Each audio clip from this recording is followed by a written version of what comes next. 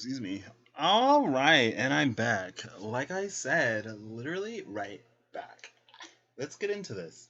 So, this is tests. The Knight of Pentacles is going to be our essay question. The Two of Swords is going to be true false. The Seven of Cups is going to be multiple choice. And the Eight of Wands is going to be short answer / fill in the blank. Right? And then we have the energy of purification around the Hermit, Virgo energy here. And also the energy of transformation, Death card here. Virgo and Scorpio sextile opportunities lead from one to the other, right? If you're transforming, there's probably something that you're purifying. And if you're purifying something, it probably gets transformed, right? Now, Virgo also sextiles Cancer, which is matters of the intuition and of the home, things that are close, right? But it opposes Pisces, so, it ain't necessarily things that are way far out. It's things that are a little bit closer to home that we're transforming and purifying, but it's fine. So let's get into this.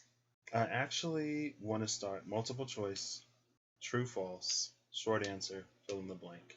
So I already shuffled all of these out. If you didn't watch that video before, I'll link it in the description box. I mean, you can watch it if you want or not. It's your life. You get to make your choices, right? And so I did already get a little bit of a vibe, Bibo to drink, Latin. um, I think it's Bibo. I'm pretty sure it's Bibo to drink, and like if you're inebriated, how to put it? Imbibe, right? Is to drink something. Okay. Anyway, back to this. So we're starting with the multiple choice, and with the multiple choice, we have the Ace of Wands. I want to see something real quick.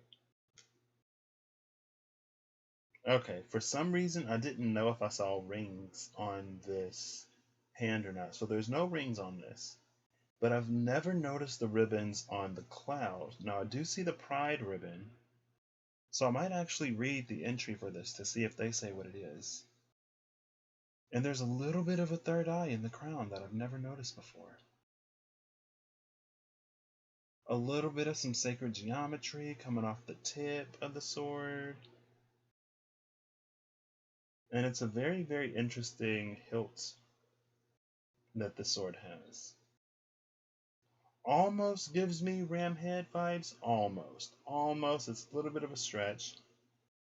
But there's also a white ribbon and a red ribbon on this cloud. And I don't know what the white one and the red one symbolize. Y'all see those? And then there's like a little bit of the third eye. If you can see it. It's a little blurry up there in the crown. And then there's the hilt. I was like, what is it?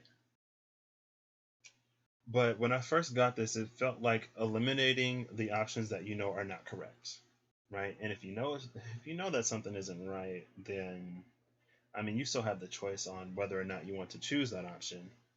But I mean, Seven of Cups. Oh, impossible, improbable. That's the Seven of Cups. I ended the last video with that.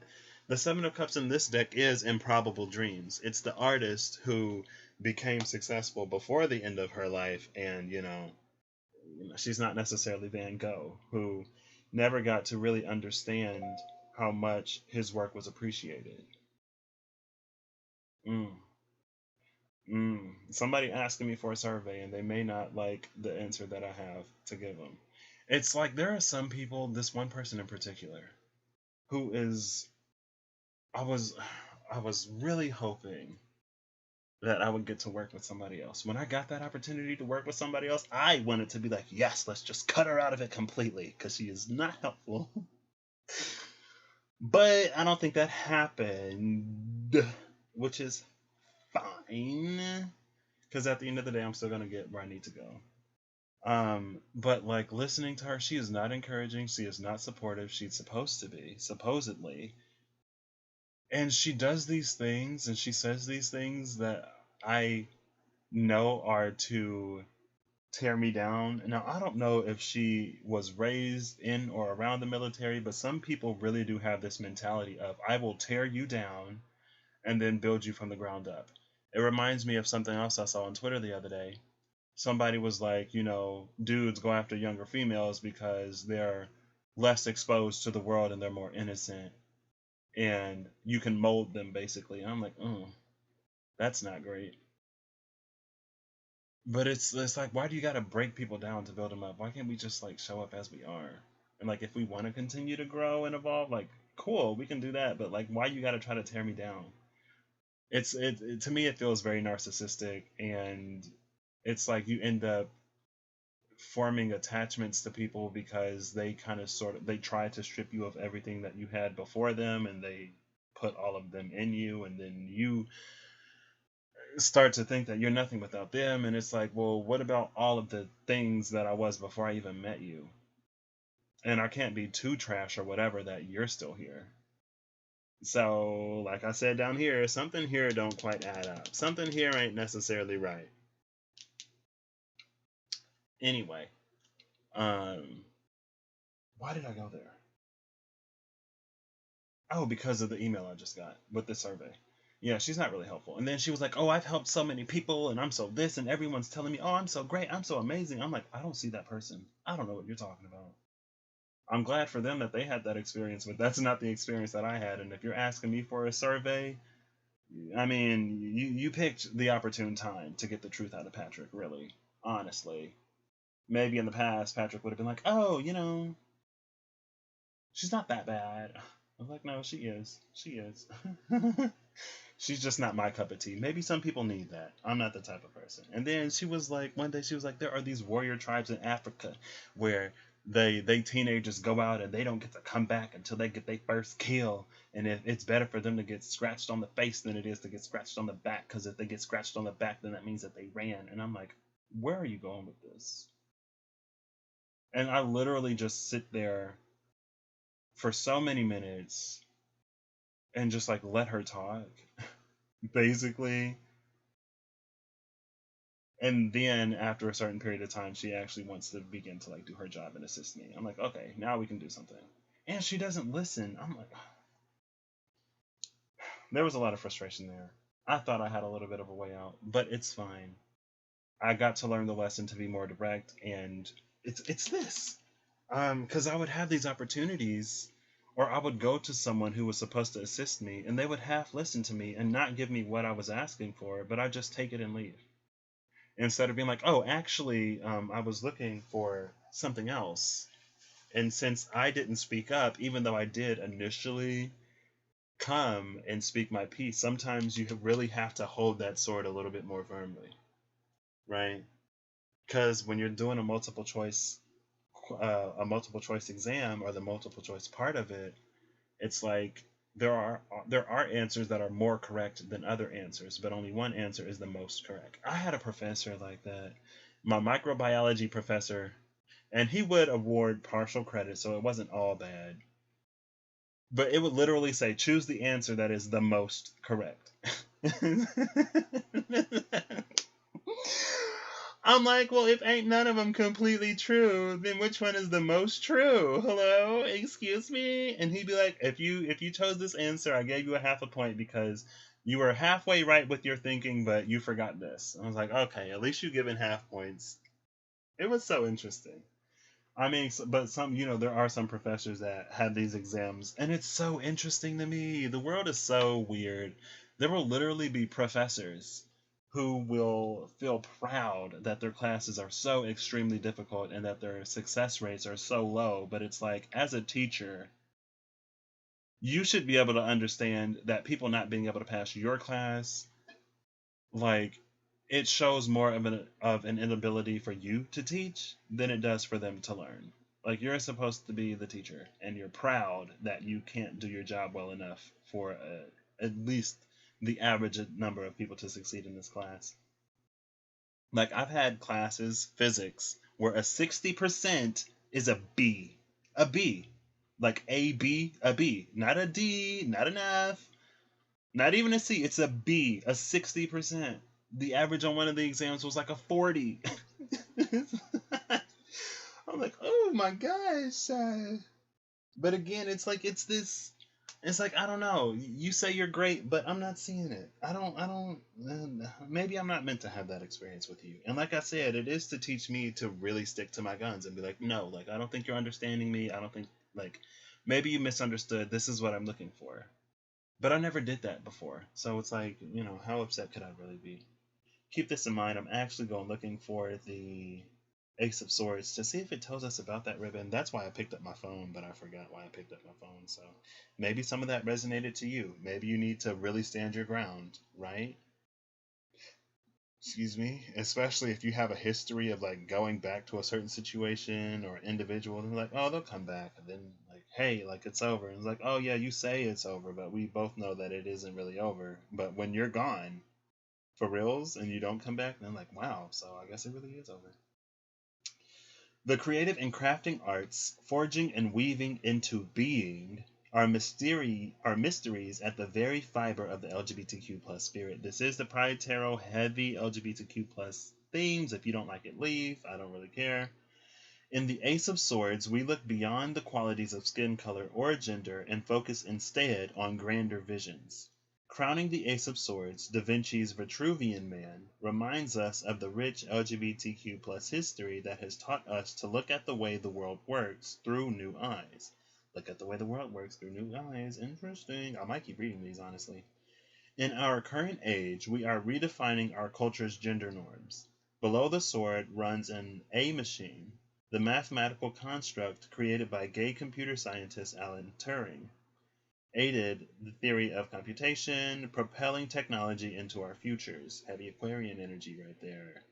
The pageant crown of drag culture is a symbol of self-authority. Interesting, self-authority, even when other people can't see it. Empress, you still operate in your authority just because you can't, like, just because you don't know that, the queen of whatever country is the queen of that country does not make her not the queen of that country. It doesn't. It doesn't take away from her rule or authority that you don't recognize or appreciate it. It just doesn't. You just never mind. Let me dial it down a little bit. Let me dial it back a little bit. We on the legacy channel. We ain't on the new channel. Oh snap, Miss Vernell. I ain't even see you come in. Hey Miss Vernell, how you doing today? Okay, the pageant crown of drag culture is a symbol of self-authority in the multitude of ways that one wishes to express it. We are finding the liberty to break new ground and challenge existing societal structures. Love that. The way we champion for the rights of the LGBTQ plus community brings us all together to create something new. So, this was initially multiple choice, but it feels like it's shifting into this energy of choosing the best from each situation, like getting the best of both worlds or something like that. I'm doing really good today. Thank you for asking. It's like choosing. There's this. Oh, it reminds me of the Seven of Cups in the SKT about how sometimes the answer is none of the above because there is no single option that. And it's like, how do you put none of the above as an option when you say choose the option that is most correct? But it feels like the answer is none of the above. And further verified or whatever by the story of the Seven of Cups in this deck, which again is the artist, right? And a lot of times people look at things like, okay, if you choose a career that's in the creative arts or something like that, prepare to live a life of doing whatever it is you got to do to get by and, not getting callbacks and all of this stuff. It's going to be difficult. You're better off being a doctor or a lawyer or a teacher or something like that, right? But this is saying, like, no, I can have the life that I want and be fulfilled in it and not have to adopt and adapt all of the limitations that you put onto it. Those are yours. That can be your experience if you want it, but it's not going to be mine. This new moon is in Virgo, Miss Burnell. It's in Virgo. And so the answer, or whatever we want to call this, is Temperance. I love this. Temperance is that none of the above energy. Oh, look, we have the rainbow. I mean, it is the Pride Tarot, so there's lots of rainbows. We have a faded rainbow in the Seven of Cups, but a really, really, really bold one in the background of this Temperance. I love that. And this Temperance energy is like, I'll wait. I'll wait until I get I'll wait until I get the option that I want. I don't have to pick from 7 different trash options. Something within me tells me that the magical eighth option, maybe it also reminds me of like these portals or these dimensions or these rifts between time, these magical places that only open under certain circumstances. And it's an energy of waiting for that, right? We're actually going to go up here to true or false. Oh, that follows the order I wanted. Nice, because the Empress right here. It definitely leads to her energy because this is us not settling for things below us. It turns this multiple choice situation into a true false situation. Does it speak of my worth and my value? No, not for me. Yes, okay, you may proceed.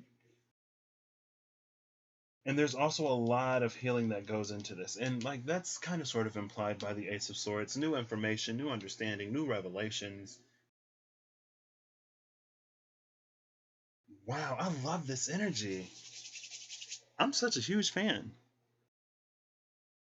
Virgo energy. I'm not sure, Miss Vernell. I don't have like Virgo is the one thing I don't have in my chart. I've been feeling Virgo energy honestly for a minute as it's the time to stop sacrificing for other people to the point of putting yourself in detriment. It's time to stop giving to people who don't care or giving to people who can't give back or who can't reciprocate that. It's time to cut all of that out because we have blessings coming in for us, and if we're tied up in garbage, it's gonna spoil the blessing, and then stuff is gonna stink. If it's a lot of flies in the area, who gonna want to go there?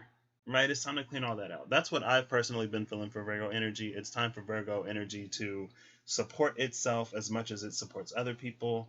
Self love. As far as anything else, I don't really know. I don't really know. I don't. I dabble in the planetary alignments, but that's about the extent. I mean, it feels to me like celebration about to happen, but who wants to go to a party at the dump? If you're hosting your party at the dump, you might be the only one there. It'll be you and a bunch of flies. Flies are a transformation, so hey, death card. They're decomposers. So let's go up to the true false. And like we just had this lovely segue. We have this Empress energy. Either it fits or it doesn't fit. Either it will grow or it won't grow. Either you show up all the way or I don't show up at all.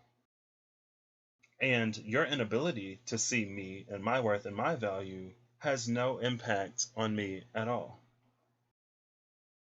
Because ultimately, at the end of the day, all that tells me is that you're not for me and I'm not for you. So let's keep it moving. I mean, it's true or false. Two of Swords. It's pretty easy. And then we have the Magician. Oh my gosh, I love that. I love this. I love this. The Magician in this deck, I'm probably gonna mispronounce it, but it's the Nahuales. It's a shapeshifter. It can take any gender. It can take any form. We also talked about gender down here.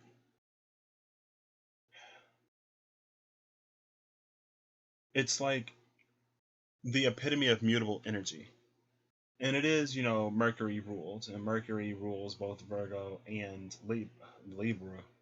Libra. Mercury, well, Venus is here, so we get Libra and Taurus, also Virgo and Gemini. And so there is this ability to kind of sort of adapt to any situation and to create in a space something that benefits you, but you can't access this. And again, it goes back to the picky pets are the ones who get fed the good food. If you're settling for anything and everything, you're going to continue to get anything and everything. This is standing in one's worth. And when you stand in your worth, it increases your ability to attract into your experience what it is that you actually desire. This is prime manifestive energy. This is Virgo energy coming in to clean out a lot of garbage. And it's going to be important to leave these spaces open and to not like find more garbage to replace the old garbage. It's like let who and what is supposed to be into this space and let it find its way to you. It's the Empress energy, right? It's not the Emperor, it isn't the Chariot, it's not, I don't know, the Sun. The Empress attracts to her what it is that she wants. And the Magician has the ability to really do that. The Magician is a little bit of the go after it energy though.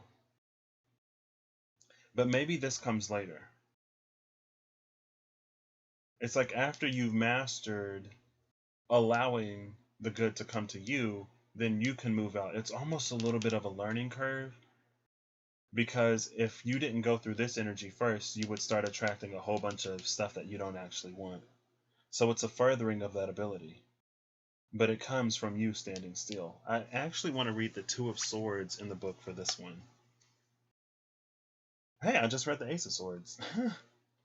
The Two of Swords by Patrick Valenza. The Ace of Swords was by Edmund Zabrowski. I forgot. It's a collaboration deck. So, excuse me, different artists and meanings associated. I honestly want more collaboration decks because I love the vibe of this. And that's why there's different art styles and everything.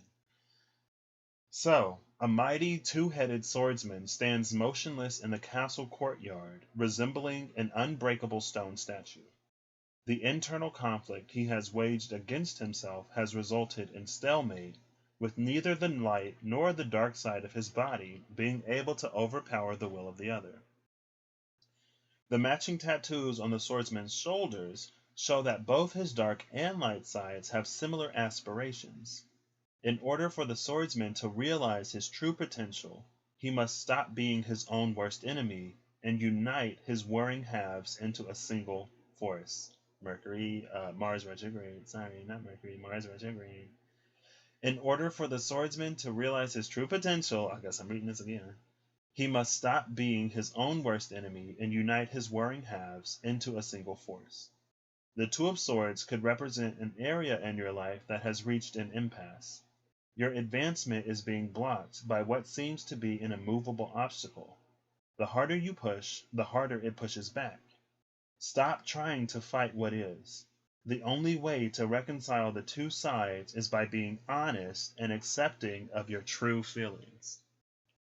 And not only being honest and accepting of your true feelings, but sitting in the space of that honesty and attracting to you. It's like coagulating things, creating this Ace of Pentacles that is the world that's what she's pregnant with. She's pregnant with the world of her own making. Ouch! Let me calm down. Thanks, Miss Brunel.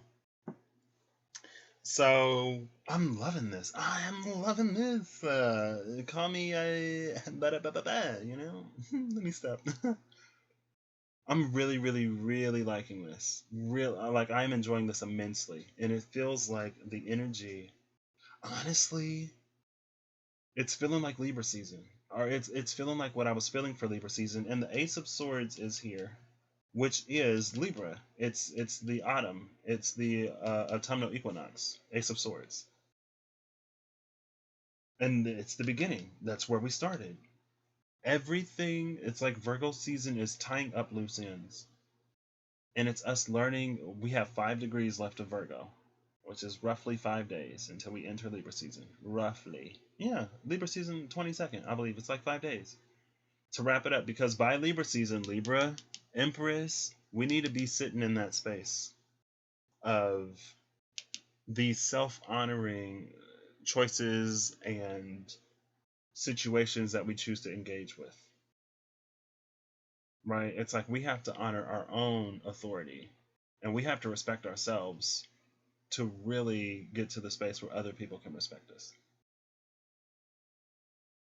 So now we come down here to the short answer, and then we'll end with the essay question.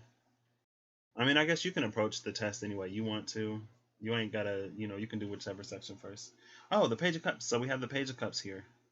And I love this as a continuation from this energy because the Page of Cups is new emotional experiences, it's new levels of connection unlocked, it's so much freshness. It's fresh water. The Page of Cups is the energy of like the first drop of water that touches your tongue when you've been in the desert for days. And there's a big old cat. There's a big old cat in this picture. There's a big old kitty cat with a little fish. Wait, what is this fish doing? It looks like the fish is throwing up on the third eye of this cat. But the cat is just taking it. There's a fish in a cup, which is Aquarian energy, the water bearer.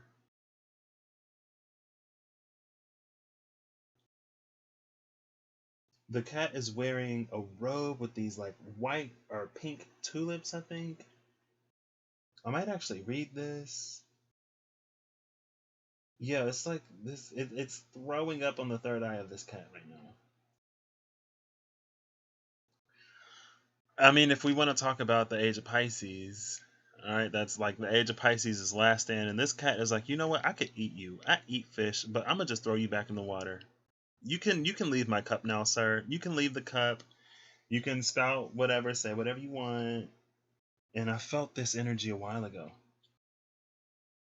of the old energy being on the way out, but it like kicking and screaming and fussing before it leaves.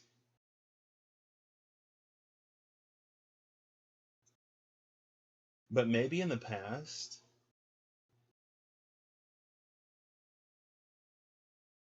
this fish looks so lifeless. Maybe in the past, we thought that that was water. I mean, look at the color of it. If y'all can see it, it don't look that clear to me. It looked kind of green and gross. It looked like there's a lot of mucus in that, and it looked like it burned a little bit. Maybe in the past we thought that was water, and we thought, oh, the fish is playing with us. But it's like, no. Now that we've come into Ace of Swords clarity, I was like, I know that there's a card on here that's about clarity. Clarity here in the Ace of Swords, the clarity that we need to have in this Two of Swords. It's like we can see it for what it is now. It's like, oh, okay. So, like, you've kind of sort of actually been actively working against me or keeping me stuck in this space. But it's like, if you're a sheep and you go looking for a shepherd, it's like be careful the shepherds you follow, right? Not everyone who speaks a good word is of a good heart or is of good faith.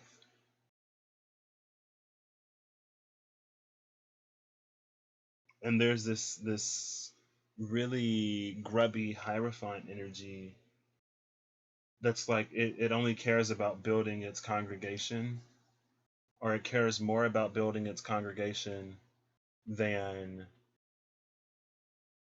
the service that's supposed to go with that. And interestingly enough, it creates these spaces where certain parts of the ego can really run free.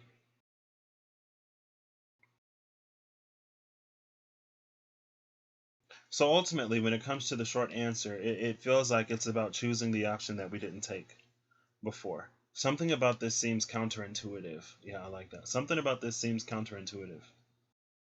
And if you trust the systems and the programs more than you trust your own internal guidance, if you have it, then it's like you can continue choosing the options that they groomed you to make. Going back to the grooming, the dude's grooming females. It's that grooming energy. And they going back up to this, like the people who try to break you down to build you back up in their image, or to build you up in a way that makes you dependent on them, or it's like why you gotta do all this to show up a certain type of way? Why can't you just show up as you are? Like, hello, why you gotta try to like? Why I gotta put on a blindfold and another blindfold and a mask and a bag over my head and everything else to come and see you? Like, why can't we do this with the lights on? Like, what's going on? And then it's also that energy of like the girl in the TV show being like, "Close your eyes, I'm gonna give you a kiss," and then they bring up the fish, right? And then everyone's laughing, and then you're like, "Oh my gosh, she tricked me. I thought she liked me." Blah blah blah. And it's like, well, it's about.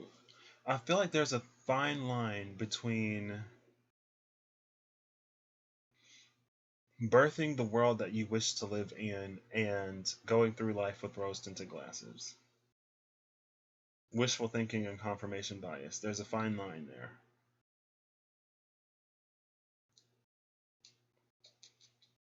But it's, I mean, I don't know. We'll see. We'll see. What's coming out? Ooh, the star. Did I not just say Aquarian energy with the water bearer? Here's Aquarian energy. It's a whole gosh darn mermaid. Okay, so for those Scorpios out there who have grown fins because y'all been under the water for so long, kudos to you. Kudos to you. Somebody got to be down there doing the work to help the other lost souls that get that deep. It ain't me. But somebody got to be down there doing that hard work, right? And that's the thing about the Ten of Wands that came out before the Empress. It's that your journey is this hard for a reason. This is Scorpio going from the energy of death to the energy of hope. Oh my god, this is so beautiful. I was a lot of harsh on Scorpio uh in the pre-shuffle. I was a lot of harsh. But it seems like Scorpio is actually learning down there. So maybe that sock was a little bit more important than I thought, Scorpio. Maybe that sock, I don't know, maybe when you put that sock over your flipper or your fin, they turn into legs so you can actually walk on the land. Maybe you need that sock. Maybe it's magical. Maybe there is no other sock like that sock on the land. Hey, I'm open to being wrong. But I'm actually liking this. So shout out to the Scorpios out there who are doing that work because they're going to be the ones who can really, really go into the depths of someone else's darkness to help them come to the light. Right? And it's something that Piscean energy isn't able to do. I feel like Piscean energy can go that deep, but it's not, it doesn't stay down there. And it can, Pisces can do a good deep dive. Pisces, we can be down there with Scorpio, and we can be at the top of Cancer too. We sort of occupy that in between space. It's the mutability of it, but it's not as fixed as Scorpio. And what it can do in that space is limited, right? It's almost like the Pisces energy is the jack of all trades but master of none when it comes to the element of water. And so there are things that Cancer energy is really good at and things that Scorpio energy is really good at. And Pisces is like it can dabble in both, but it's not the master of either. It's the master of transitioning in between those spaces. I don't know why I'm giving this like infinity symbol. Is the strength card? No, that's the Knight of Pentacles. The Magician, do he got an infinity symbol? He might in there somewhere. There's usually one with the Magician. Or excuse me. But when it comes to short answer, it's hope. It's filling in the thing that you want instead of the garbage that this fish kept spewing you. Um, the Holy See, which is the Hermit Hierophant, sorry. The Hierophant in the SKT is the Holy See. And the message of the Holy See is to go beyond structured and organized religion to and institutions in general to learn the voice of the divine for yourself and to establish that personal connection without it being mediated through somebody else. And I think that's honestly going to be one of the keys to the time that we're moving into. And, star energy, it is unique. It is, standing out. It's authenticity to oneself, regardless of how it's accepted. Stars lie outside of our solar system. Every single star in the sky, none of them are in the solar system. The planets that you see in the sky at night, that's all sunlight. None of that has a light of its own. The satellites in the sky, they reflect sunlight. The moon reflects sunlight. The planets reflect sunlight. The only light in our solar system is the sun. And there's also this message of trying to force oneself to fit in situations where it doesn't belong. It's like the truth of who you are runs so much deeper than anything that this fish could try to, like, look at this tiny little cup, right? Like, this fish is trying to drown this cat right now. It's like, cat is like, excuse me? Like, what are you doing? Like, I think I got a bad fish. I think I got a bad fish over here. Like, I don't even want to eat this fish. I think I'll just throw it back. Like, this is the fish, maybe, like, it's been swimming around one of those companies that dump all the stuff into the water, and so the wildlife starts to, like, mutate, and it gets really weird and stuff. It's kind of sort of that. Speaking of companies and organizations, money. It's money and how it's corrupted a lot of stuff, right? It's like people do things for money, and it's whatever. So next, we're going to go to the essay question. Now, when it comes to the essay question, we have the Nine of Pentacles, which is almost, it's the Nine of Pentacles is pre-Empress energy. Nine of Pentacles, to me, in a lot of decks, is depicted in a way, a lot of times the nines are related to the queens. And so it's like pre-Empress energy, because it's, you got to get a Queen of Pentacles before you get to the Empress. And it's an energy of putting all of this together in a practical, lived way. Like, all of this, it's fine for, the spiritual and the emotional and the mental, spiritual, mental, emotional.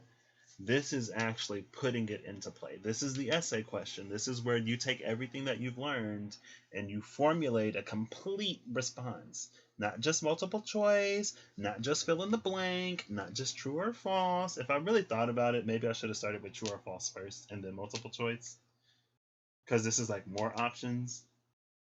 But like I said, getting the Ace of Swords to come out with the Seven of Cups, it was like, okay, we're eliminating options until we have two left. And that's what led me this way. Anyway, look, that's the infinity symbol.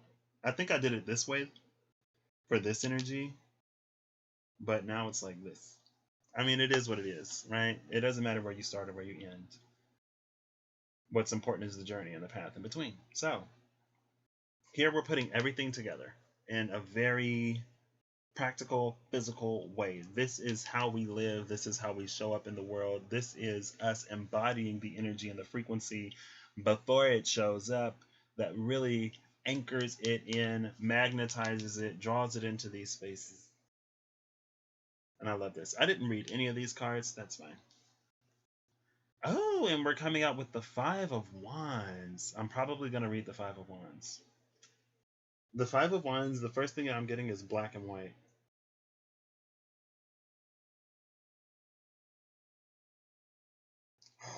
Wow, black and white shattering the night.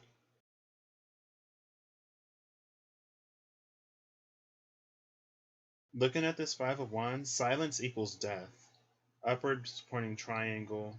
There's a symbol. It says menace over here. It's the symbol for, I think it's intersex people. I don't remember. And there are these torches, or these wands, that have leaves on them. And that goes back to, like, hatred is something taught, not something that is inherent. And what's really, really, really interesting is the darkness is cracking.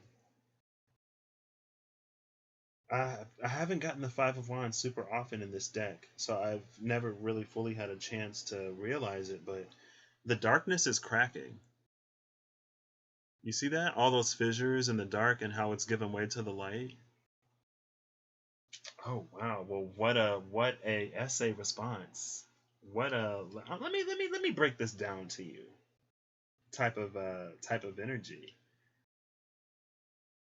And there's with the Knight of Pentacles energy, there's like something, again, it's about putting it all together.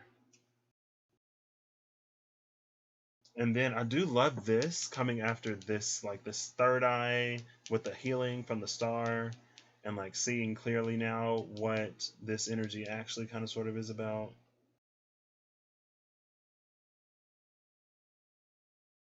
And like I just want to go out on the record and say that I don't think that there's anything inherently wrong with organized religion, with government, with politics, or with law. I think the problem comes when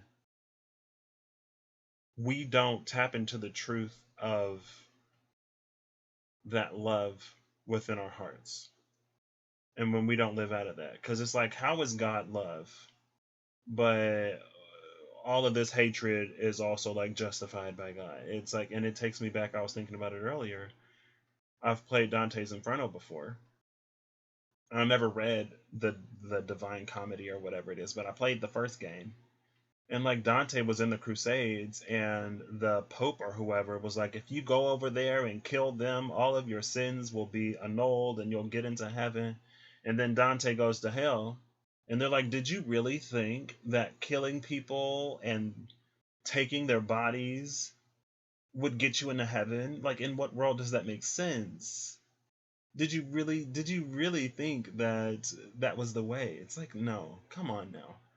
And it's almost that energy. It isn't necessarily that extreme, but it's like, if you really knew the divine for yourself, it'd be some of this stuff that's like, really, like, I don't know about that, right? And when it comes to governments, a lot of times, until it reaches a point where there is an individual who takes complete authority, it's like they're more or less a reflection of the people that they govern. So it's like, if you put your eggs in this basket, you have to take some responsibility for the fact that you chose this basket instead of the other. And it's like, a lot of times we know what this basket is about, but we don't think that we'll find ourselves on the receiving end of the hatred, the bigotry, or the disadvantage, right? It was like, wow, I really thought that I would benefit from this, but now I've turned into one of the people who are being taken advantage of. And it's like, if you didn't care when other people were being taken advantage of, what makes you think that anybody's going to care about you? Right? There's this disconnect of everyone says like, what goes around comes around, and we reap the energy that we put out into the world.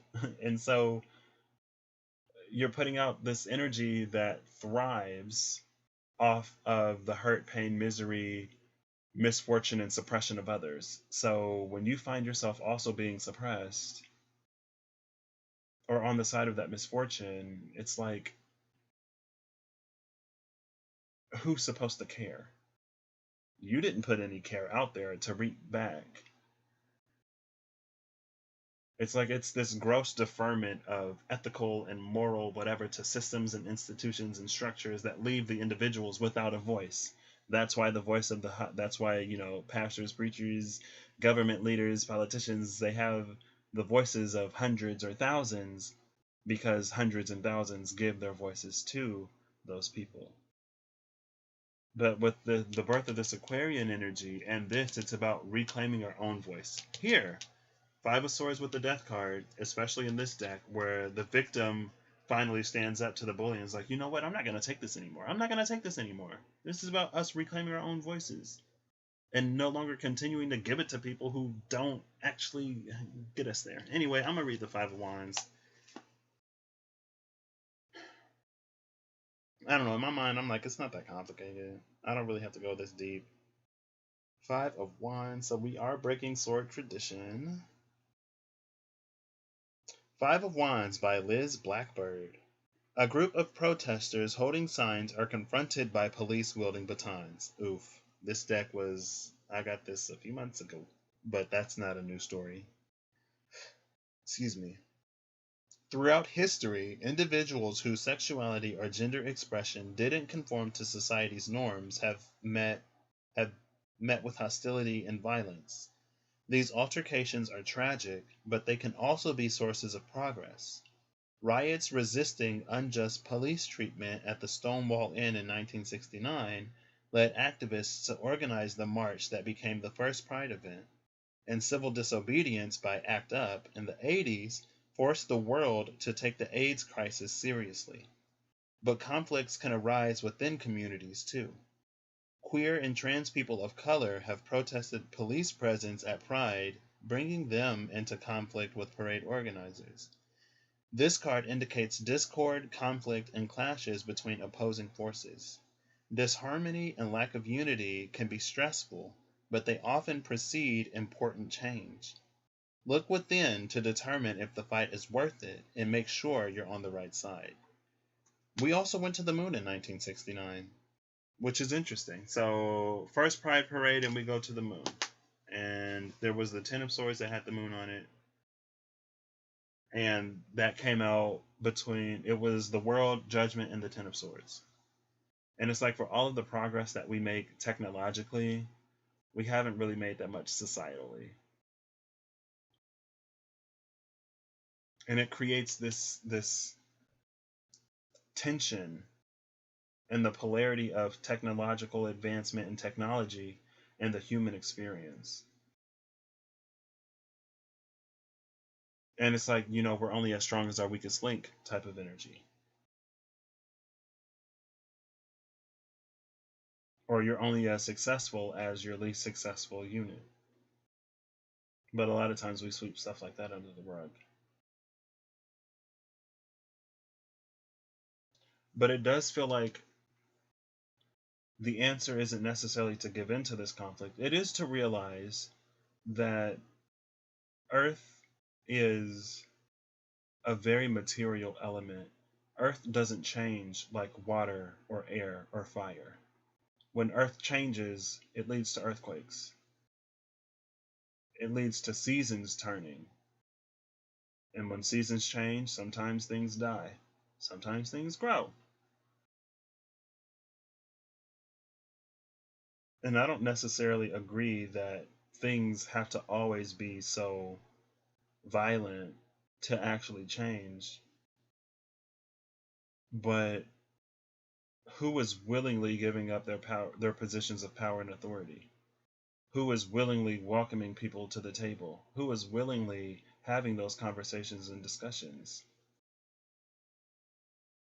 But again, it's like everything that we do in the other realms reduces the impact or the need for impact in these physical ones. And I feel like we can come into a time where there are systems that actually benefit people, that are actually great, that don't lead to further disharmony and chaos. It's like, why we gotta hate each other just because we worship differently? When everything that we worship tells us to love each other, like, where does the hate come in at? Where is that in the Bible? Where is that in all of these other books? Like something doesn't add up. Man, that essay response, oof, that is intense. Things just got real intense. Things were so good here. But it's like now it's time to address everything on the outside. And I honestly feel like this Knight of Pentacles, it's moving from this space of us being comfortable within ourselves and us being like, oh, well, everything is good and Gucci and great over here, so I don't have anything to worry about. Oh, that's their problem. Coming into a space where we can get closer to that Three of Cups energy celebration by championing for the rights and the voices of others. It's a very Knight of Wands energy from this deck, which is all about moving forward in compassion and the power of positivity and the power of one's voice and championing a cause, and either a personal cause or championing a cause for those who don't have a voice or for those whose platform isn't as large. Excuse me. Right? Because sometimes it takes people in authority to change the way that authority is run. Right? I don't know if they're necessarily listening to the minorities and the people that they suppress. Like, they suppress those voices for a reason. It's like all of a sudden we're expected to listen. Like, no. or that hasn't been how it's worked in the past. But also, a lot of people have been fairly disconnected from their hearts, where they don't even care, and it's like, wow, okay, all of this love that's being taught, and no one cares about anybody. That's what I'm saying about going beyond the high refined energy to find and claim a relationship for yourself, because something within you should be like, hey, this isn't right, this isn't cool, and not just be like, oh, that's not my problem, or oh, as long as I'm making money, oh, as long as my family's taken care of. And it's like, your family being your primary um, priority and responsibility, completely understandable, completely. But again, it does ask this question of like,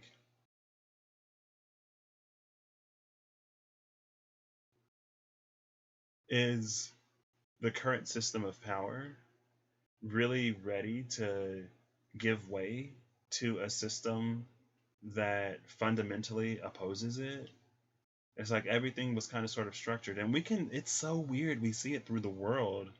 I don't know how that happened somehow over time, of how whiteness is rightness, right?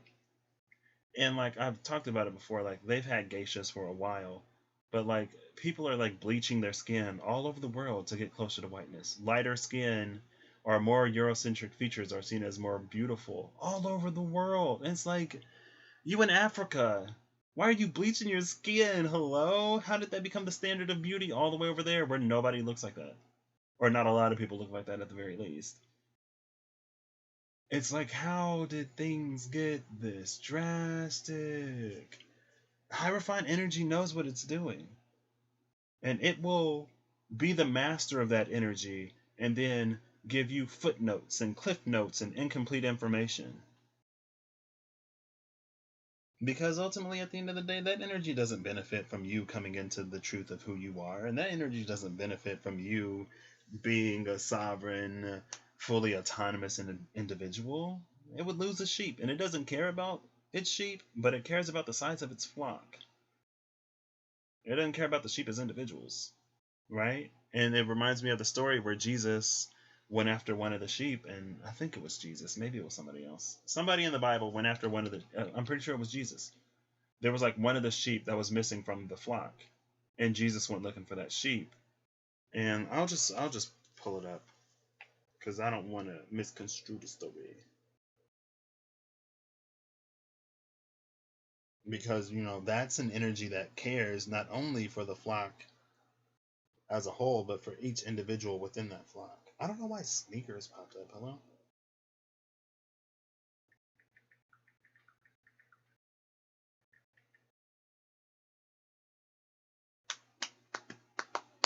The parable of the lost sheep is one of the parables of Jesus. Let's go into this one.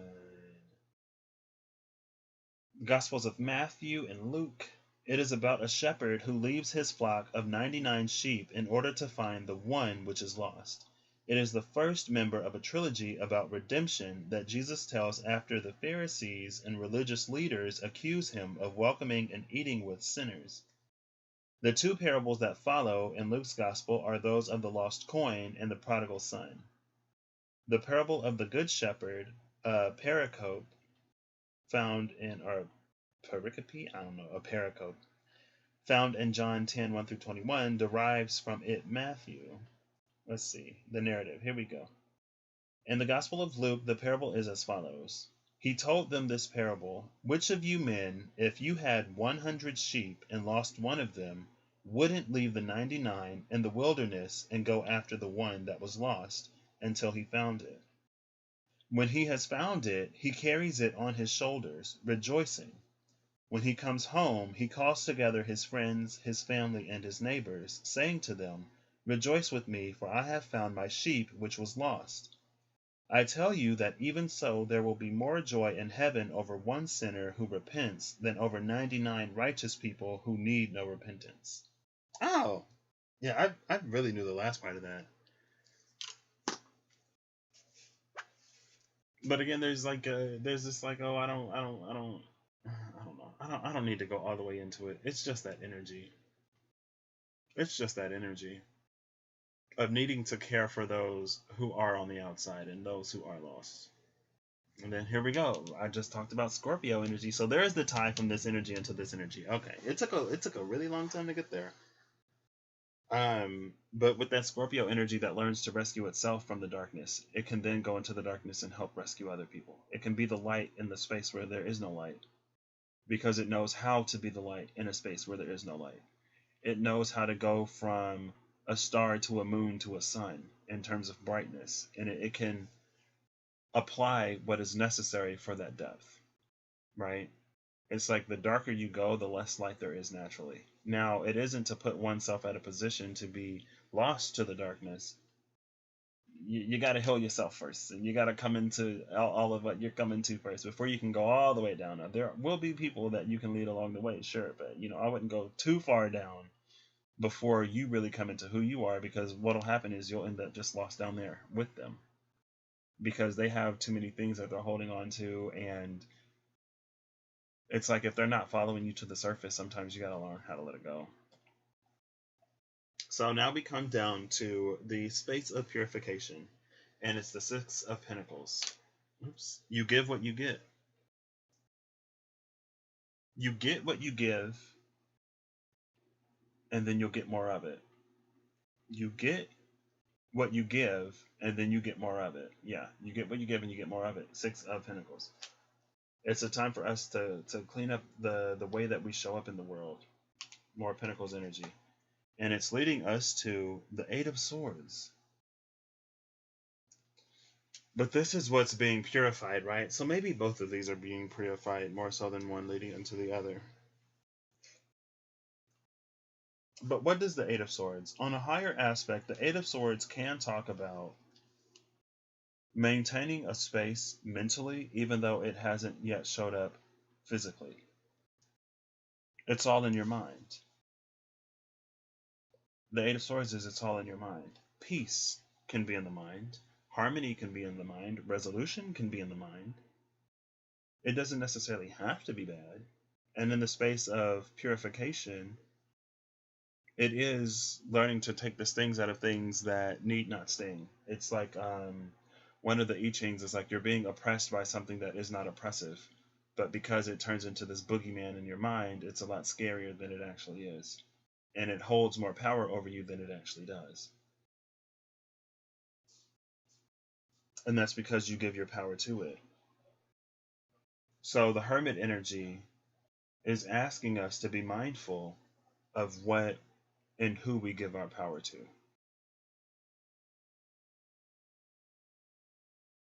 But at the same time, it's about us connecting to the self so that we know that if we're giving our power to something that does not serve us, we'll be able to see it, rather than blindly trusting it and following it because we need something to lead us.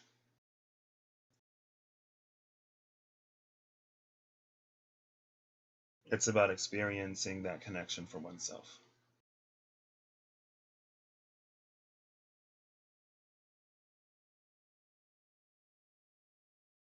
And then we got three queens in this picture, giving me Three of Cups energy. Low key, low key. It's like to live in a loving world and a loving community, you kind of sort of got to be a loving individual and you got to care about people. It's time to see through all of the divisionary or divisory rhetoric that permeates everything, and to see through the lies and the narratives. And it's like, one interesting thing is that I'll see so many articles about certain people complaining about representation in media because so often it's stories that they feel that they can't relate to. The majority primarily complaining about minorities and how unrelatable their stories are, but having a minority experience, you have to be able to relate to the characters in the stories regardless to get that connection.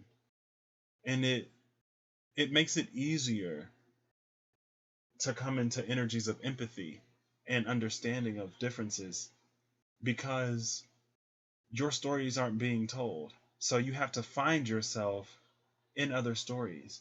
you have to find ways to relate with other characters. And it's like, it's just so interesting, the power of media and the power of narrative and how it's been used and how it's shaped the whole world. It's crazy. It literally blows my mind. And like, if you go back to old stories and about how things were transferred from tongue to tongue, how legends are passed down, and how things were learned before things were written, we know the power of narrative to impact the minds of people. It's how we used to learn before anything was written down, right? Some people, like we kind of sort of, some of us sometimes remember things that were told a little bit more than the things that were read, and especially when they're acted out in front of us.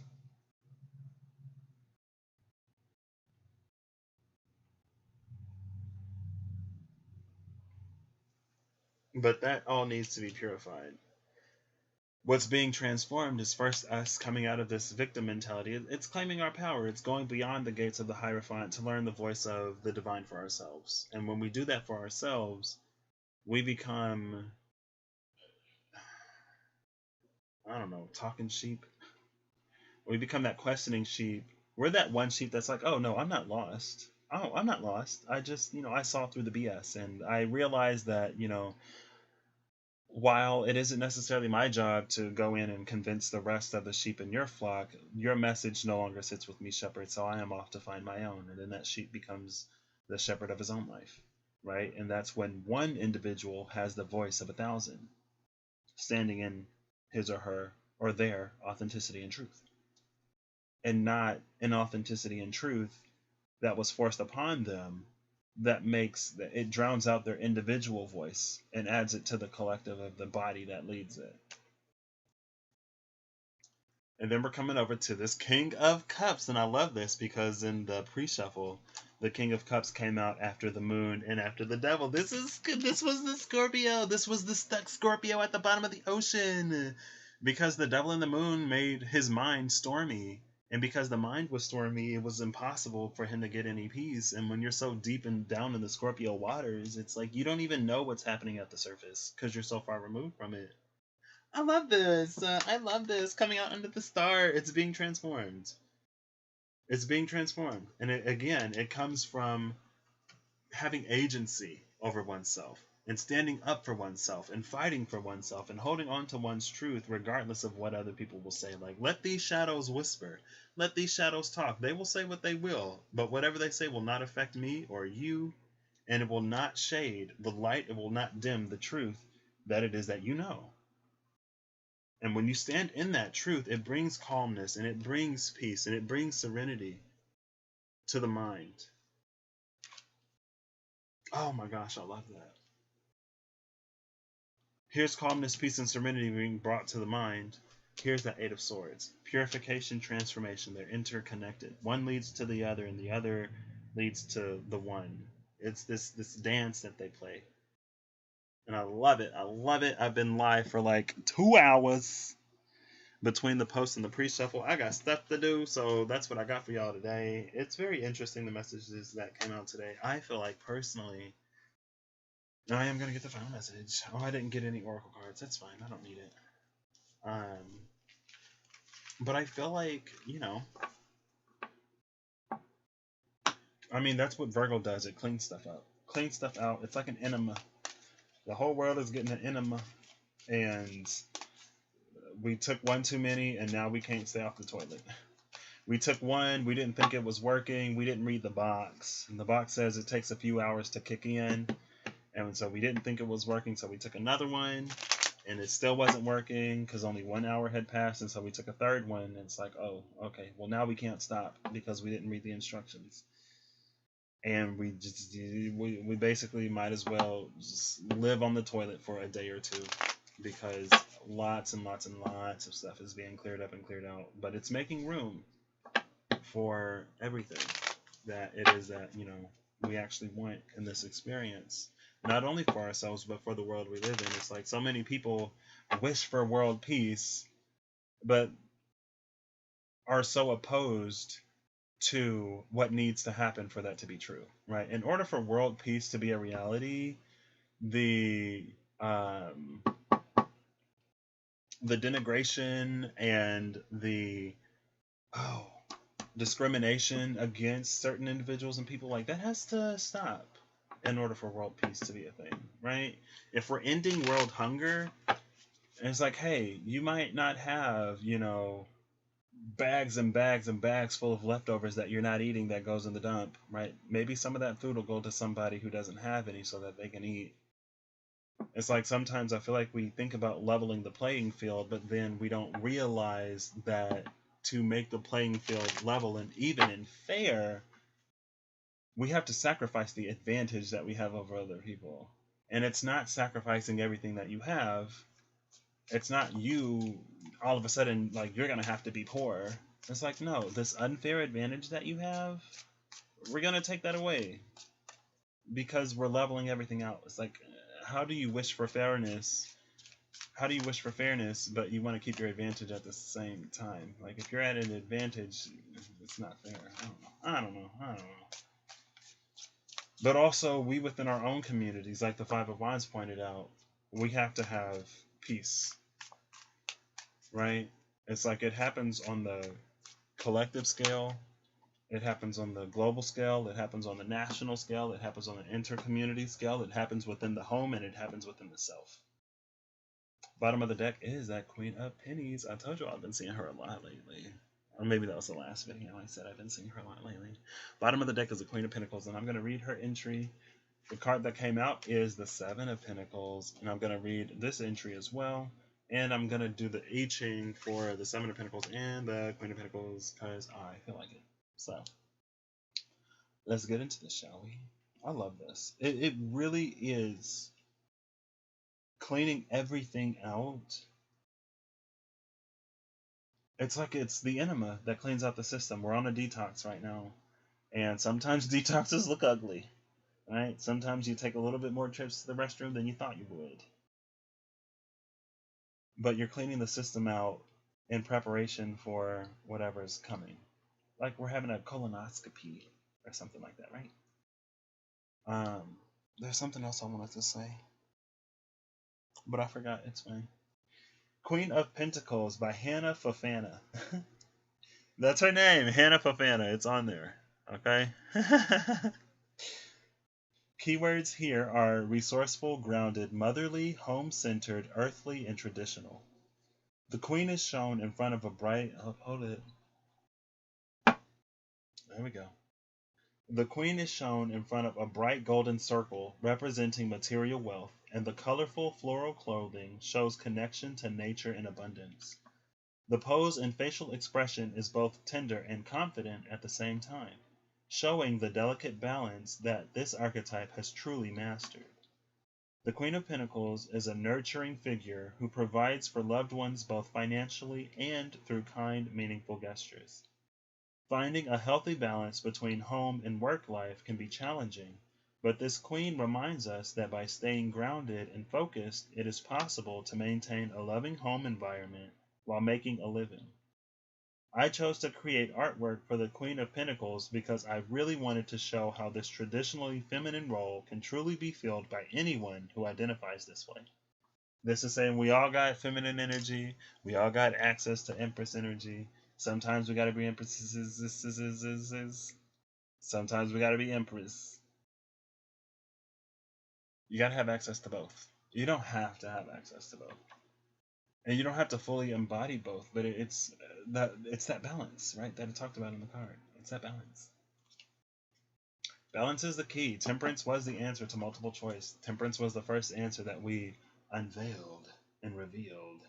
Hopefully this helps some people in a space where, you may not know what's going on. I don't know. Because again, when you're in the middle of the test, the professor can't just give you the answer. But it can try to guide you to the answer. Seven of Pentacles by Leonard Jim Narciso. Or Narciso? The Seven of Pentacles is usually associated with a period of resting after hard work, awaiting the fruits of one's labors. It is a productive rest, where one allows the body to recuperate, while waiting for one's efforts to germinate and begin to bear fruit. In this image, it is also about meditating about what one has done and what one might be able to accomplish in the future. The colors of the rainbow in the image also hint at diversity and choices about what paths one might take after the resting period is over. The rainbow also symbolizes a bridge connecting the realm of humankind, physical, to the realm of the gods, spiritual. The image depicts a bald, androgynous figure in a monastic robe sitting under a tree bearing 7 fruits, symbolizing 7 chakras, 7 colors of the rainbow, the path of 7 planets, and the seventh day of rest after creation.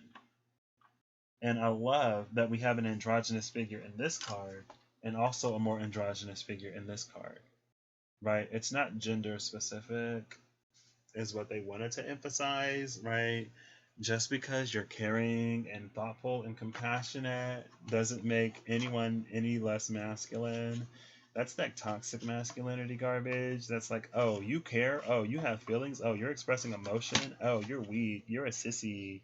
Like, don't be a man. It's like, okay, well, a lot of times people say be a man. It tricks people into doing things that don't align with them and that ultimately kind of sort of don't work out for the good of anybody.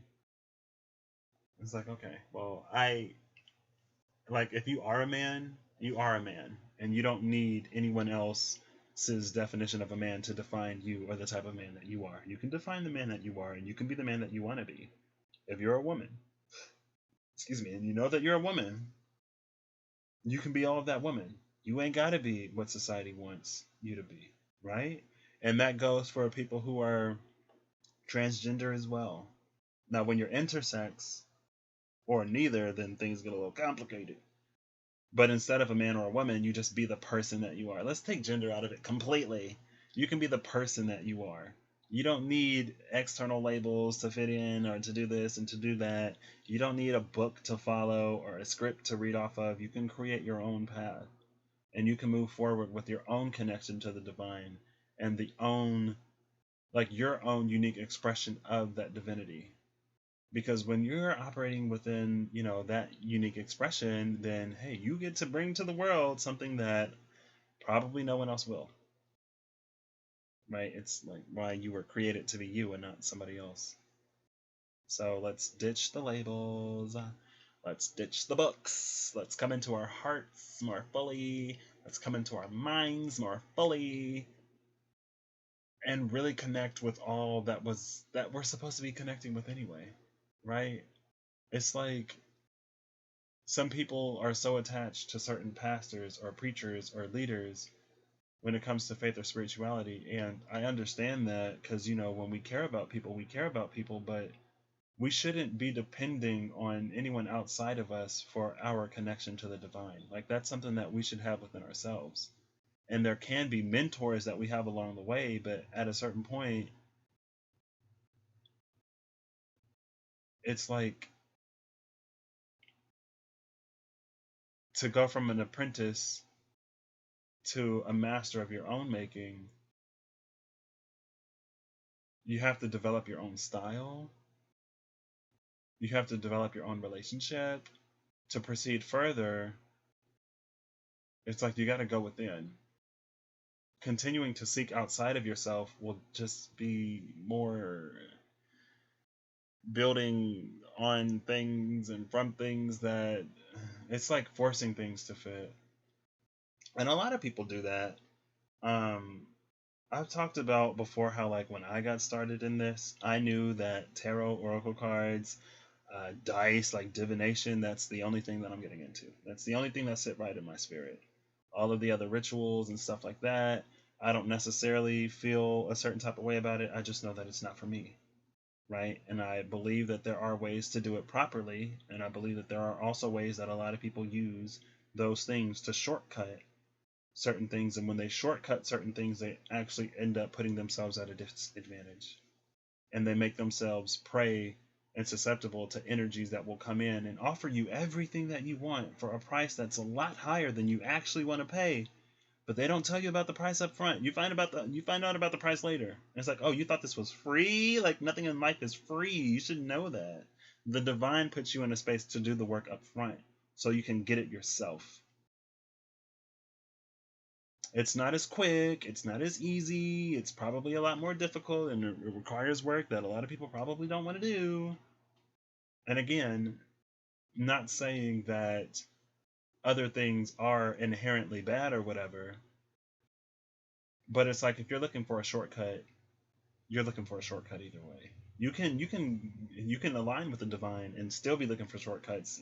There's a lot of people who align to things that are a lot more divine, but still find themselves in these spaces of stagnation or whatever, especially if their alignment is primarily material based. Oh, like, I subscribe to the law of manifestation and the law of attraction and faith because I want the job, I want the money, I want the girl, I want the man, I want the house, I want the picket fence, I want the dog, I want the kids.